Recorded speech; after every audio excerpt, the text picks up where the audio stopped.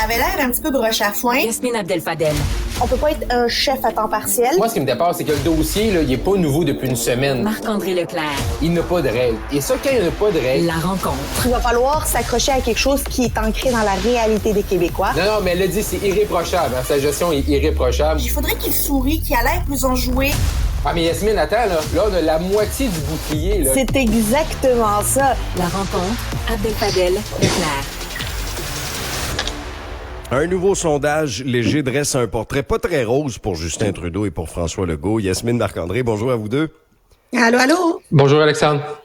C'est assez révélateur, Yasmine, là, ces chiffres-là. Là, pour ce qui est de François Legault, c'est son pire score en 5 ans. Puis Justin Trudeau, lui, a jamais été aussi bas au Québec.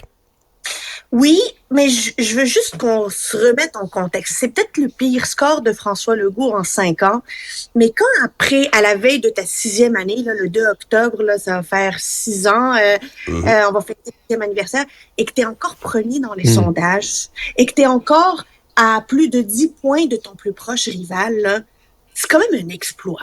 C'est quand même un exploit d'avoir jamais été deuxième depuis que tu as pris au pouvoir. Donc oui, peut-être que c'est un mauvais sondage par rapport à ce que François Legault nous a habitués. Mais dans le contexte que ça fait 6 ans, l'usure du pouvoir n'a pas fait en sorte qu'il est deuxième. Le troisième lien n'a pas fait en sorte qu'il était deuxième. Les promesses brisées n'ont pas fait en sorte qu'il est deuxième. C'est quand même assez extraordinaire. Bon, c'est sûr qu'eux, ils sont pas habitués de voir ces chiffres-là, puis là, ça va commencer à paniquer. Et il y a Jean Talon, évidemment, puis les chiffres de Québec sont pas bons. Mais au-delà de ça, là, il faut remettre le contexte, puis pas oublier que ça fait 6 ans qu'il est là. C'est assez extraordinaire. Mais Marc-André, est-ce que ça démontre le fait que la CAQ réussit à se maintenir ou ça démontre la faiblesse des oppositions? Ben, ça démontre une division d'opposition. Il y en a tellement, là. Tu sais, t'as le PQ, t'as QS, t'as des libéraux, t'as les conservateurs d'Éric Duhaime. Fait que la CAQ profite, bien sûr, une division du vote. Mais c'est sûr que c'est une baisse de la CAQ de 3 points depuis le dernier sondage léger. Mais notre référence devrait être aussi la dernière élection, le 3 octobre dernier. Et là, on est à 41%. C'est moins 7, là. Là, t'as quasiment perdu le quart de tes appuis. Ça, la ligne est pas bonne. La tendance est pas bonne. Mais surtout, à matin, tu sais, la prochaine élection est en 2026. Le problème pour la CAQ ce matin, c'est quand tu regardes la région de Québec. Et c'est que pour la CAQ, pour Mme Chouari, c'est inquiétant. Parce que là, on parle que la CAQ dans la région de Québec est à 23%, une baisse de 10 points depuis le 21 août. Cependant, si on regarde le 3 octobre, la dernière élection générale, on était aux alentours d'une perte de 20 points. Là. Donc, si tu prends 20 points de moins, quand tu sais que Joël Boutin a eu 32,9%, si tu enlèves 20 points, il reste 12%. Mme Chouari remporte pas pour la CAQ. Là. Fait que pour la CAQ ce matin, c'est ça qui est tannant. Le reste, tu peux vivre avec, plus 2, plus 3. Mais Québec, c'est tannant. Et quand on dit que Jean Talon va être serré, là, ben ce matin, on a une preuve. Là. Ben là, le PM peut bien faire du porte-à-porte. Yasmine, le PM peut bien faire du porte-à-porte dans Jean Talon avec des chiffres comme ça. Oui, mais vous allez voir, là, cette fin de semaine, toute la CAQ, tout le monde qui a touché de près ou de loin de la CAQ va être à Jean Talon. Allez pas à Jean Talon, ça va être plein. Il va y avoir du trafic à Jean Talon cette fin de semaine-là. Avec ces chiffres-là, ils vont fouetter les troupes et ils vont dire on peut pas se permettre d'avoir ces chiffres-là dans la boîte, là, dans l'urne. Alors, vous allez faire sortir le vote. Lundi, là, tout le monde va être sur le terrain. Ils vont vouloir surprendre. Parce que là, les attentes sont plus basses. Et quand il y a des attentes basses, ben, en général, tu veux surprendre la population puis te démontrer que non, c'est pas vrai, il faut pas me donner perdant avant que l'élection ne soit terminée. Mais aussi, Alexandre, il faut regarder qu'est-ce qui s'est passé depuis un mois. Là. Pourquoi la CAQ baisse de 10 points dans la région de Québec? Là? C'est quoi l'événement? Là? Il n'a pas tant que ça. Là. Moi, la seule chose que je vois, là, c'est tout ce battage-là pendant 2 semaines, là, des textos, puis des courriels, puis du troisième lien, puis il l'avait dit avant au nouveau candidat du PQ qu'elle allait abandonner le troisième lien.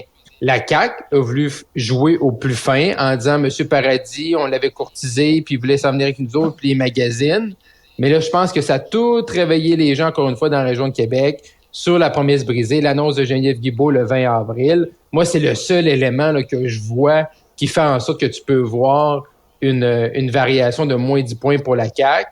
Mais en contrepartie, ce qui va peut-être sécuriser la CAQ, c'est que Québec solidaire a monté de 7 points dans la région de Québec. Ben, c'est ça. Donc là, est-ce que l'opposition va être divisée, puis Mme Chouari va être capable de se faufiler?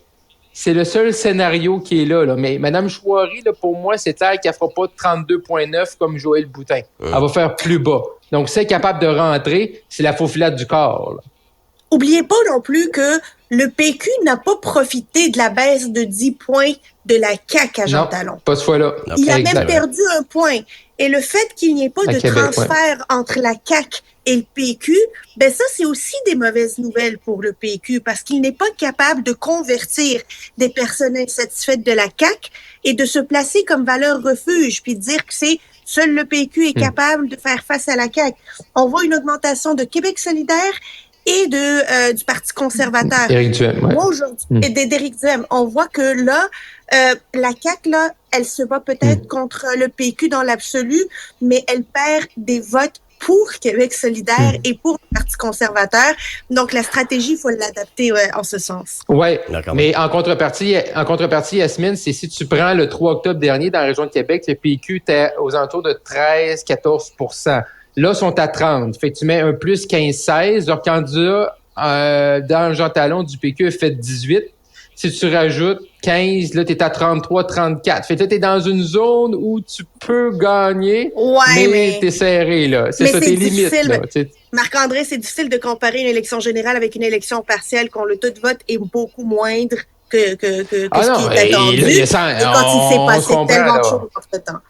Voilà. Non, on se comprend, mais là, on essaie de comparer, tu sais, on a les chiffres qu'on a. Fait que lorsqu'on joue, on joue des comparaisons, mais c'est vrai que le pourcentage de participation.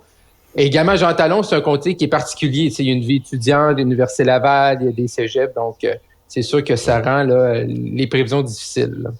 Ouais, il y a un autre volet du sondage, moi, qui a attiré mon attention, c'est les priorités des Québécois. Parce que depuis le début de la rentrée parlementaire, bon, là, on a parlé de Mix Martine, on a parlé des toilettes non genrées en Abitibi. La priorité des Québécois, c'est le coût de la vie. Et loin de là. En 2, l'état du système de santé. Et en 3, l'habitation. La crise du logement. Est-ce qu'on peut peut-être recentrer à un moment donné, là? Yasmine? C'est un peu difficile. Là. En fait, oui, le coût de la vie, c'est important. Oui, un coût de la vie, c'est une préoccupation. Mais c'est quoi les attentes envers le gouvernement par rapport au coût de la vie? Est-ce que c'est des attentes réalistes ou est-ce qu'on va être continuellement déçus de ce que le gouvernement fait en ce sens? Parce que il n'y a pas des trucs que le gouvernement peut faire pour le coût de la vie. Bon, évidemment, il y a le volet logement, puis c'est de sa responsabilité de s'assurer qu'il y ait des logements sociaux, des logements abordables. Puis je pense que le gouvernement s'est longtemps traité la pète là-dessus, mais je pense que ça va reprendre là, puis on va le voir à la mise à jour économique. Il y a la question de l'itinérance qui a marqué les esprits dans les dernières semaines. Oui. Mais quand on dit coût de la vie, là, c'est le panier d'épicerie, c'est le fait que tout le monde soit pris à la gorge, c'est les taux d'intérêt hypothécaires, c'est tout ça. Et ben ça fait en sorte que le gouvernement nous aussi doit servir un peu de punching bag de cette frustration, de cette crainte de la population qui pense à tort que le gouvernement peut faire quelque chose sur le coût de la vie, peut faire une énorme différence sur le coût de la vie, mais que finalement, sa marge de manœuvre, elle reste assez marginale. Marc-André? Clairement, mais parce que c'est difficile, là, je veux dire, on est dans un contexte où les gouvernements n'ont plus d'argent. Là. Je veux dire, tu prends Justin Trudeau à Ottawa, là, il en a tellement imprimé que là, il peut plus non plus dire maintenant, voici, je vais vous envoyer d'autres chèques, des chèques pour les aînés, des chèques pour les familles, on va bonifier ci, on va bonifier ça. Il n'est pas capable de le faire, sinon il met de l'huile sur le feu. Fait que le problème est là. On le vit au quotidien. On voit comment Philippe Champagne là, essaie de montrer qu'il est actif sur le domaine de l'épicerie, puis il est en train de les appeler un par un, là, le marchand de pain, le marchand de liqueur. Mais là, tu sais, de grâce. Non, mais ce qui est drôle, c'est que M. Champagne nous dit, là, Pepsi puis Coke veut pas venir. Ouais, mais c'est parce que c'est le même gouvernement qui nous dit tout le temps que de pas boire de la liqueur. Là. Mais tu sais, que c'est pas bon de boire de la liqueur, puis on veut taxer les boissons. Des boissons gazeuses. Mais là, c'est important que Pepsi baise son 2 litres là, de Pepsi Diète. Fait tu sais, je veux dire, là, je pense pas non plus avec Pepsi. Non, il est diète, mais oui, tout va bien, il est diète. Mais c'est là qu'on voit que la limite des gouvernements présentement est là. Et c'est pour ça que Justin Trudeau se retrouve là, quand même à 12 points de retard ce matin dans le G. Là. Oui, Justin Trudeau, Yasmine, là, est-ce que c'est un signal d'alarme pour lui, là, parce que ça va pas du tout, cette tendance-là, on la voit depuis plusieurs mois déjà. Là, c'est 12 points d'écart avec Pierre Poilievre. Comment tu les interprètes, ces chiffres-là, toi? C'est pas bon pour lui, là. Justin Trudeau et son équipe, ils doivent capoter quand ils doivent ces chiffres-là. La tendance est pas bonne, les chiffres sont pas bons, vers quoi ils s'en vont, c'est pas bon. Le message de Pierre Poilievre est directement en phase avec les préoccupations de la société, de la population, le coût de la vie et le coût de la vie. C'est quelque chose qui va chercher la population. Puis, en même temps, Justin Trudeau est incapable d'être à l'offensive, continuellement sa défensive. C'est pas l'Inde, parce que c'est lui qui a créé ça. C'est l'ovation à un nazi. Écoute, il est toujours pris dans des problèmes. Ou qui font de lui, qui démontrent un peu de l'amateurisme, qui démontrent que le gouvernement est usé et la population a horreur d'un gouvernement qui a l'air fatigué et incapable de gérer ses propres affaires. Oui, puis l'autre grosse nouvelle ce matin, Alexandre, Yasmine, c'est le Bloc, hein, au Québec. Ah oui. Moins 7 points, là. Et là, ça, il y a des comtés en jeu là-dedans. Là. Quand tu prends les libéraux et les bloquistes à 29 et les conservateurs plus 5 à 23, il y a des comtés en jeu, là. Fait que là, les bloquistes vont commencer aussi à être nerveux si jamais c'est une tendance qui se dessine. Parce que M. Blanchette, il nous dit quoi? Il dit, moi, je vais être l'homme responsable, on va être l'adulte dans la pièce. Mais là, il y a un adversaire qui est coriace, là, qui est Pierre Poilievre, puis que lui il n'aura pas peur de sortir les gants de boxe. Fait que M. Blanchette, il n'aura pas le choix de s'adapter, là. Parce que je pense que ces bonnes idées là, d'être l'adulte puis de mettre la partisanerie de côté là, ben entre aujourd'hui puis l'élection là, M. Blanchette va devoir réviser ça parce que sinon c'est ses membres de son caucus qui vont le ramener à l'ordre. Là. Et Marc-André, Pierre Poilievre le sait et cible le Bloc dans certaines de ses campagnes parce que ça peut être un terreau fertile. Là, il y a des gains à faire. Là. Oui, clairement, les gains pour les conservateurs là, c'est dans l'électorat du Bloc.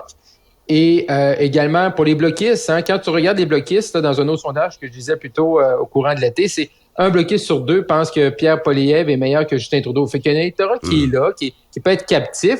Mais M. Blanchette est habitué de faire quoi? À faire des campagnes sur le nationalisme, sur la laïcité, la langue française. Mais à moins que ça change, la prochaine campagne fédérale ne portera pas là-dessus, même au Québec. Là. Fait que M. Blanchette va être obligé de sortir dans son plan de match original et d'aller jouer sur la glace là, de Pierre Poilievre. L'autre grosse nouvelle à Ottawa, ben ça a été la démission finalement du président de la Chambre, Anthony Rota. À mon avis, c'est facilement une journée trop tard. On va l'écouter. It's with a heavy heart that I rise to inform members of my resignation as Speaker of the House of Commons.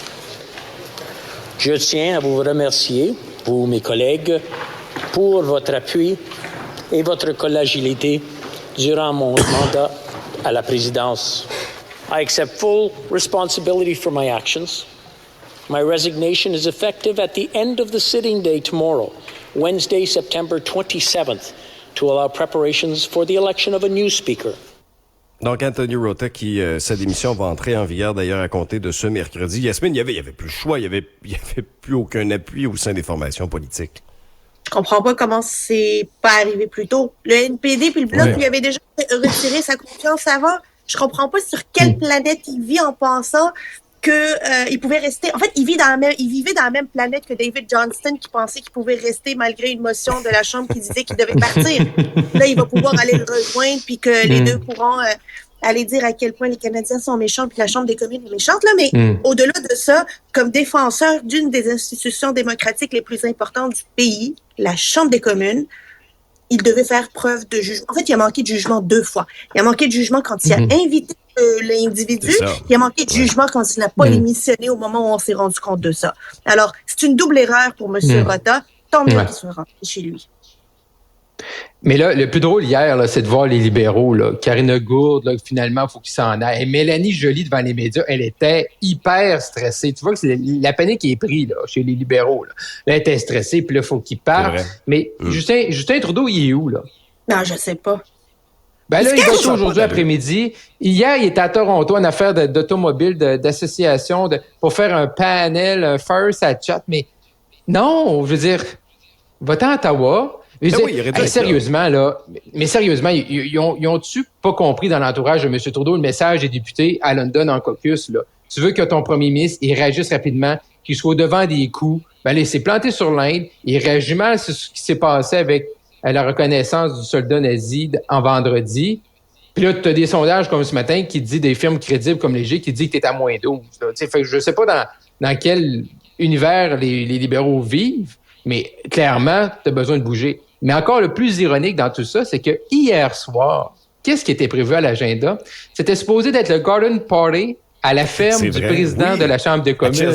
Et tout ça a été annulé. Ben oui. Oui, fait qu'il y avait un party avec... C'est prévu là, le 26... Et là, il s'était annulé comme dès que M. Rota a annoncé. 1 minute après, le courriel est envoyé. C'était les députés, les journalistes sur la galerie de la tribune à Ottawa. Et là, ça a été annulé. Et là, on nous dit que la nourriture qui était prévue va être envoyée dans les banques alimentaires. Bon. On s'en va dans les banques alimentaires. On va redonner ça. Mais il n'y aura pas eu de garden party hier à la ferme du président de la Chambre des communes. Il y aurait eu un petit fret, je pense, si on avait... Ben, je sais pas, peut-être un party de revoir. Salut, Anthony! Ça aurait pu être, c'est ça, bye-bye, Tony. Mais également, Alexandre, on voit également la vitesse de la Chambre des communes. Ils sont pas capables d'élire un nouveau président aujourd'hui, demain. Ça va aller à mardi prochain, le temps qu'on fasse campagne. Oui, va pas trop vite. On y va une faut étape aller cabaler. Non, pas trop vite, pas trop vite. Yasmine Marc-André, merci à vous deux. On refait ça dans un prochain Bye-bye. Bye-bye. Bye-bye.